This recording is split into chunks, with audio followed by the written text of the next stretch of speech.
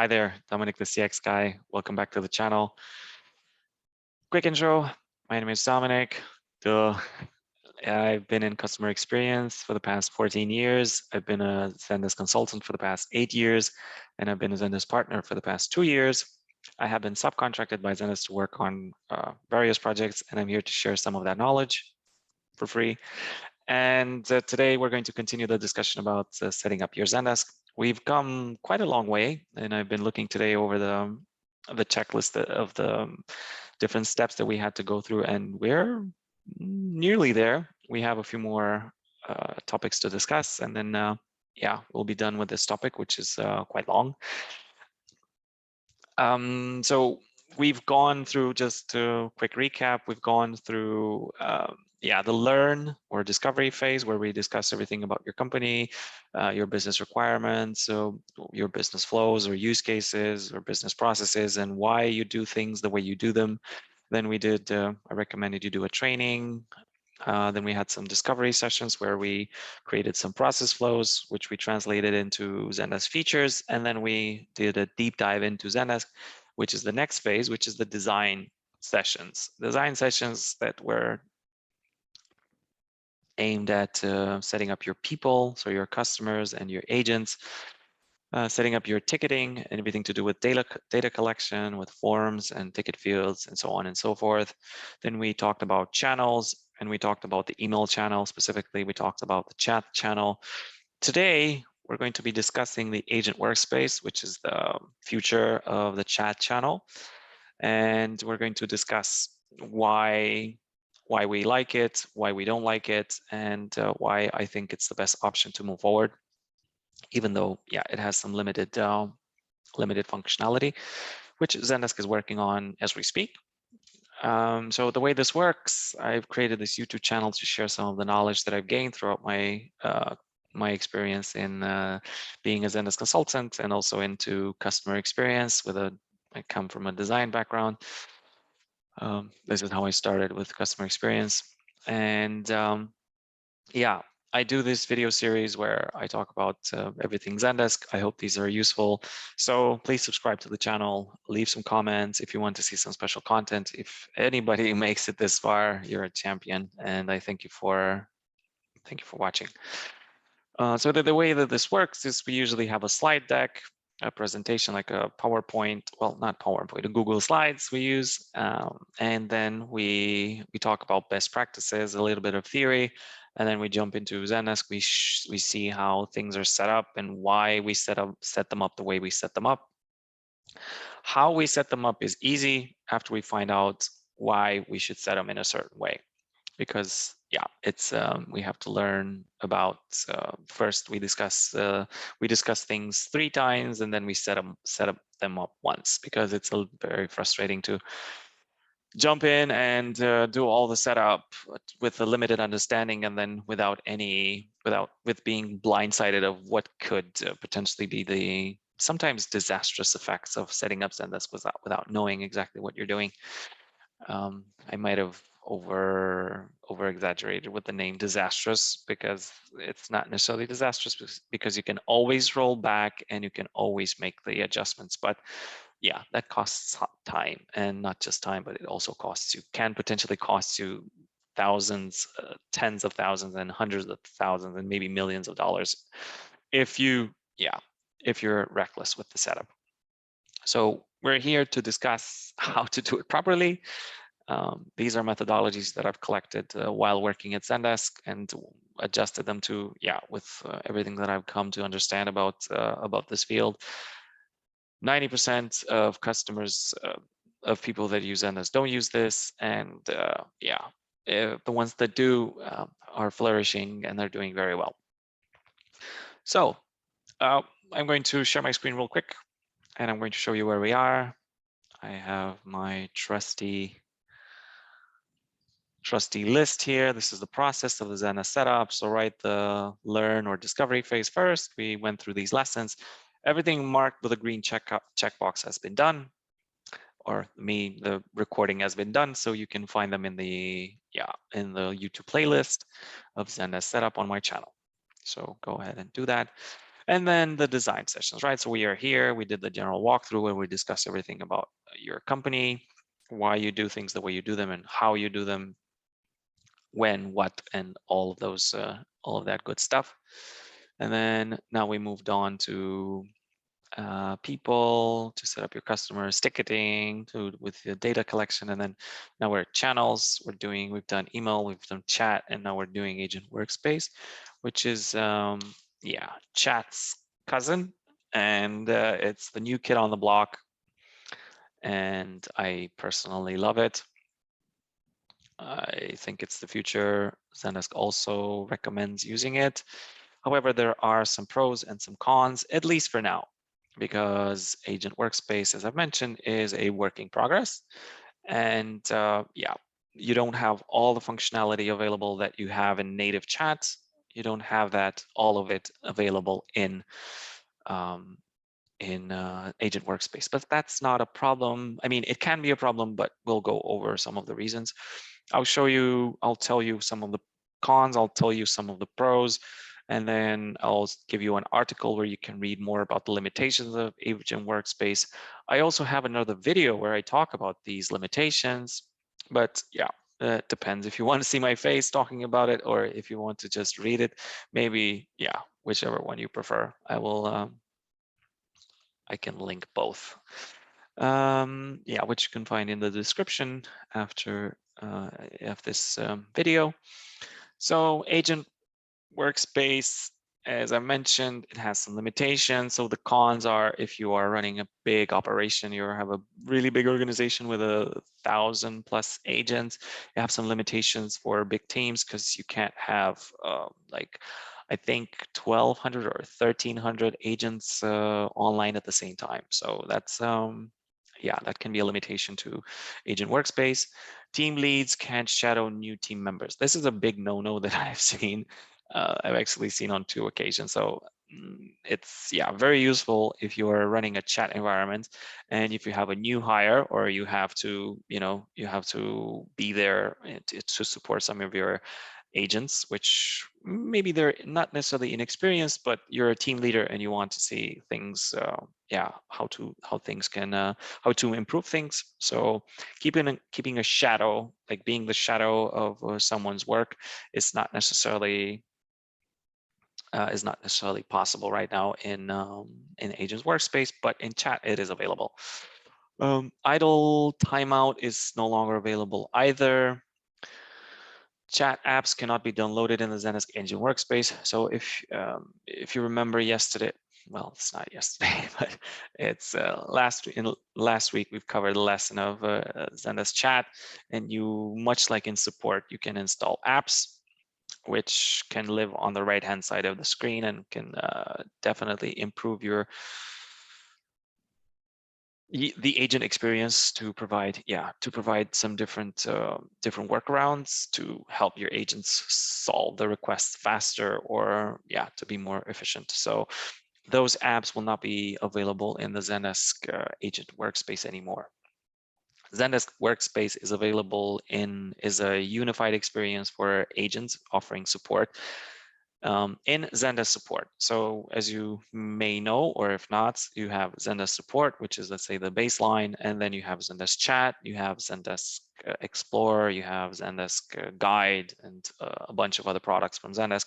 And in agent support, so the idea of Zendesk is to keep everything in Zendesk Support, right? So you are, scrolling through your tickets inside Zendesk Support, and then you have a request for a chat, and you see it directly in your support, and you deal with it directly in support. So that's the idea. I will show you what that means and how that looks like in a bit. Macros that switch the assignee value to an online agent do not initiate a chat transfer. When the original user submits the ticket assignee is updated to an online agent and the chat is ended. So yeah, another small, let's say, well, I don't know, it can be a little bit confusing for the end user experience, but I don't see it as a deal breaker, to be honest. But yeah, at least in what I was able to gather in 2 cases, this was the This was the deal breaker. Team leads can't shadow new team members.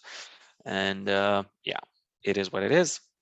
But rest assured, the Zendesk is working on it. This is a new feature and it's going to be the future. And I can't say exactly when because I don't want to commit to something which I can't necessarily back back because yeah, I don't know Zendesk's roadmap plans.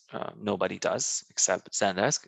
Obviously, this is confidential information, which yeah, partners like myself don't have access to because yeah, it could be a breach of information and a security breach. So it is what it is. But it is being worked on. It is being yeah updated as we speak. This is the one of the Zendesk's most I maybe should say it different. It's Zendesk on Zendesk top list to dos top to dos list. Oh my god, we need a little bit of video editing. So if somebody is wants to do video editing and also wants to have their Zendesk set up, we can barter. And yeah, you do my video editing, I do your Zendesk. Pros. So you can use macros instead of shortcuts, which can be used with dynamic content for multi-language support. So this is such a great feature, so amazing because as you know, in Zendesk Chat, you have shortcuts, which shortcuts you can create if you offer support in multiple languages. These shortcuts are used to have quick answers for your agents, like instead of always having greetings, you know, some let's say some templates, as they're called, shortcuts in chat.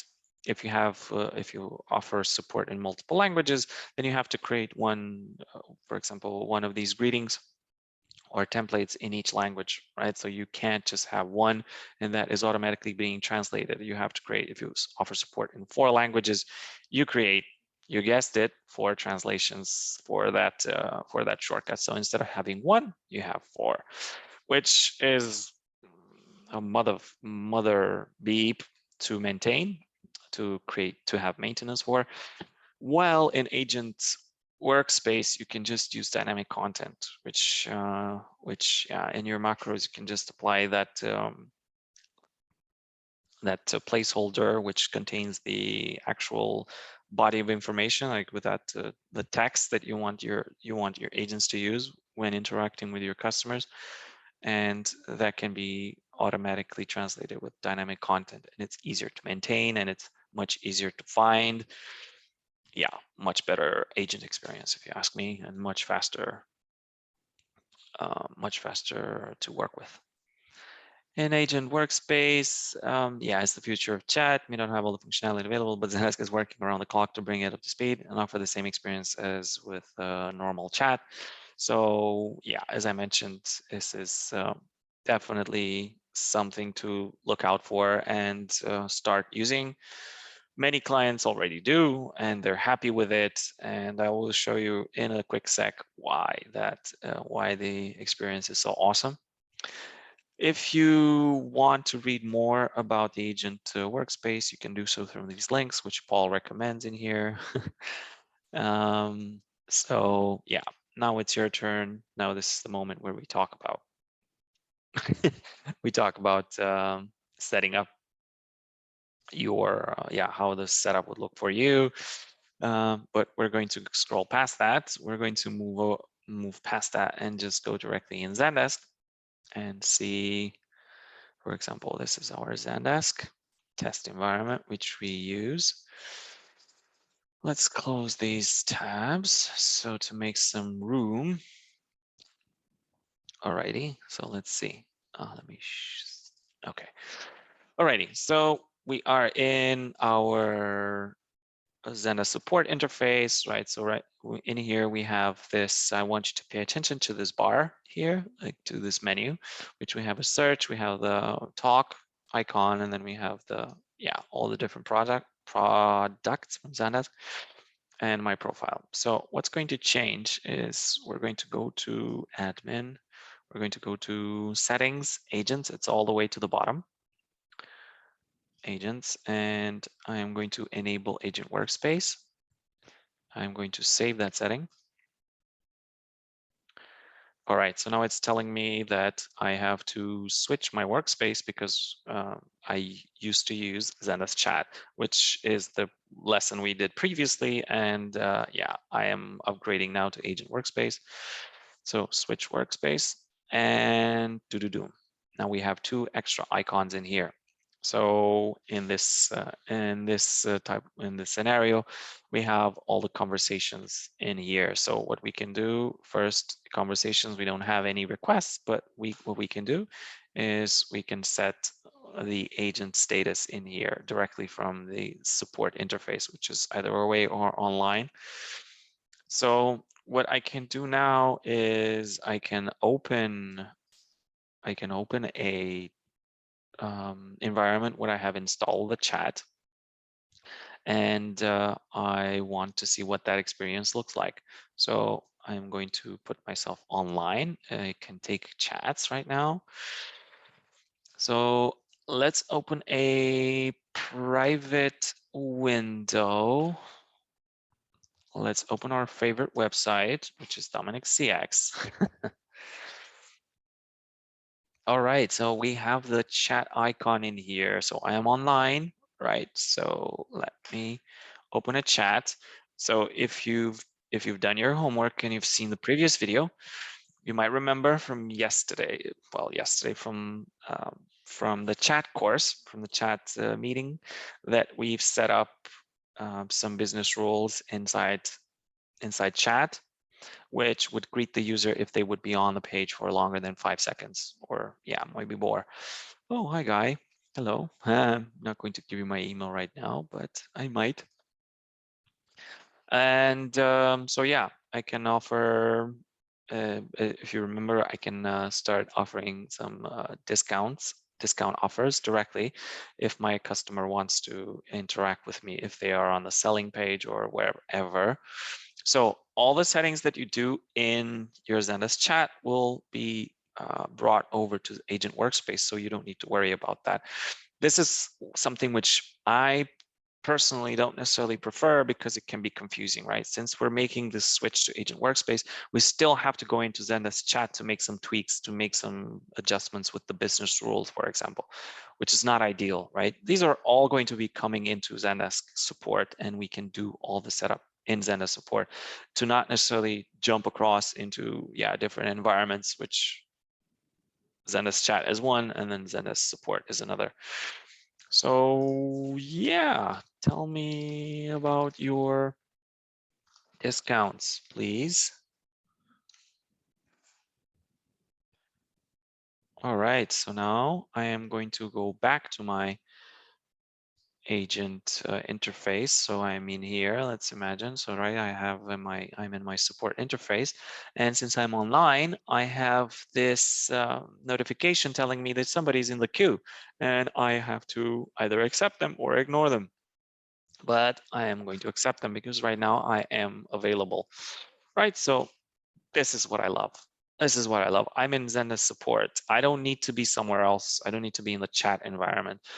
It's not that I don't like it, but this I love the Zendesk support interface, and I want to be here. So yeah, we've went through these lessons. If you haven't, please go. We talked about Zendesk, yeah, ticketing interface. So this is everything related to the ticket. This is my conversation. I can have some apps in here as well, but right now I'm just going to focus on this specific chat. So this is the channel that I can respond on. I can either put an internal note, I can continue the chat, or I can call this person. So yeah, let's see. Hi there. Sure thing. Discounts are blah, blah, blah. Nice. And now if I roll back to the agent, to the end user experience, here we go. Right, so this is what I like, right? So I can do everything inside my Zendesk support, and everything is brought over so I can easily assign to someone else. I can use a macro, so I can apply a macro. Let's see, remember we created a macro, which was order or delivery issue, I remember. Okay, so here we go. Hi, we don't have their name. But yeah, this is the macro which we're going to give to our end user, to our customer, to let them know that whatever we need to do. So yeah, this is the beauty. Oh, sorry, the beauty of using Agent Workspace, because we can use macros which can have dynamic content placeholders in them, so it's much easier to offer support in multiple languages. So yeah, this is more or less the Agent Workspace and what it looks like. And yeah, why I recommend it. I don't need to say more because then you'll say I'm biased, but I actually am. I like it because you can keep everything into one interface. I like the simplicity, and yeah, agents need to have to not necessarily be present in more than one environments, because I imagine that yeah, each company has its own workflows and use cases and dashboards to log in and backend systems to log in, and you don't need to overcomplicate what comes, for example, with your customer service environment. So the simpler the better in my view. So less is more, and this fits right into that bucket of less is more. So yeah, that's what I recommend to do, or how I recommend using Agent Workspace. And yeah, I will see you in the next lesson. The next lesson is going to be about social messaging. So another amazing addition to Zendesk. You have to get your hands on it while it's still available, and um, it's still cost effective to use. And I'll walk you through how to install social messaging and how to set up the flow builder, right? To create some flows. So I will see you in the next lesson. Bye.